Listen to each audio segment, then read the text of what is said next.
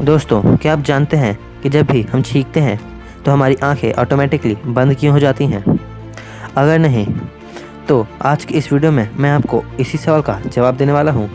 दरअसल जब हमारे बॉडी में डस्ट पार्टिकल्स जाते हैं तो हमारा ब्रेन उसे तुरंत बॉडी से बाहर निकालने का मैसेज नर्व्स को देता है, और जो नर्व इसके लिए रिस्पॉन्सिबल होता है वो नर्व हमारे आँख, नाक और कान इन सब से कनेक्ट होता है। और इसलिए जब हम छींकते हैं तो छींकते वक्त हमारे सारे बॉडी पार्ट्स बंद होकर एक बहुत ज़ोर से प्रेशर निकालते हैं ताकि वो डस्ट पार्टिकल्स हमारी बॉडी से बाहर निकल सके।